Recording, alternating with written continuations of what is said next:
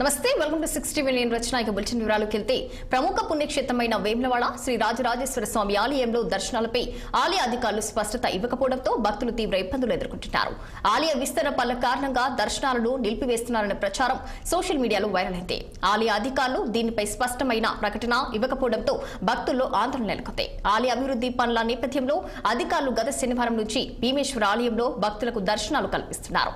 ఆలయంలో అర్చకులు మాత్రమే ఏకాంతంగా పూజలు నిర్వహిస్తున్నారు అధికారులు పేర్కొన్నారు. దీంతో ఆలయంలో దర్శనాలు పూర్తిగా నిలిపివేశారనే ప్రచారం జోరుగా సాగింది. చాలా మంది భక్తులు ఆలయం మూసివేస్తారని భావించి దర్శనాలు కూడా మానుకున్నారని తెలుస్తోంది.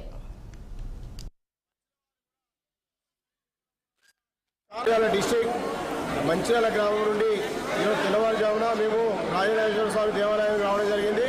కానీ మధ్యలో కొంతమంది సోషల్ మీడియాలో మరి పుకార్లు కొన్ని నేర్పుతూ దేవాలయం బంద్ చేయబడ్డది, ఎవరు రావద్దు, దేవాలయం ఈరోజు బంద్ రేపు బంద్ అని కరెక్ట్గా ఏది కూడా చెప్పట్లేదు.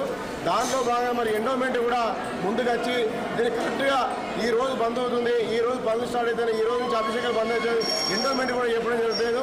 ఇది సోషల్ మీడియాలో వల్ల లేదా ఎండోమెంట్ చెప్పకపోవడం వల్ల మేము తప్పుగా నిర్ణయం తీసుకోవాలా. దానివల్ల మాలాంటి వాళ్ళు చాలా మంది, వేల మంది, లక్షల మంది ప్రజలు దర్శనానికి రాకుండా కూడా చాలా మంది ఆగిపోవడం జరుగుతుంది. వచ్చిన వాళ్ళు కూడా ఎవరు సరిగా చెప్పకపోవడం వల్ల చాలా మంది రూమ్లలో ఇంకా ఉన్నారు. ఇంకా ఎవరికి కూడా ఇంకా గుడి మూర్తులను తెలిసి తప్పించి తెలుస్తా అని కూడా ఎవరు కూడా బయట సోషల్ మీడియాలో ప్రచారం చేస్తారు. కాబట్టి పుకార్లను నమ్మి చాలా మంది అమాయకులు కూడా దేవుని దర్శన అక్షరులు కూడా చాలా మంది ఇబ్బంది పడుతున్నారు.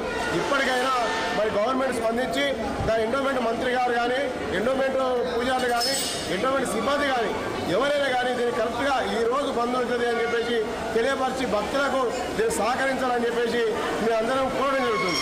అనాపు నుండి వచ్చినాము. ఇట్లా సోషల్ మీడియాలో బంధాన్ని తెలిసింది.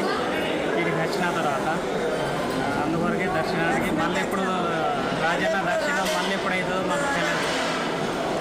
మళ్ళీ ఎప్పుడు దర్శనం చేసుకుంటామో తెలియదు. ఇక్కడికి వచ్చిన తర్వాత మాకు తెలిసింది బంధాన్ని.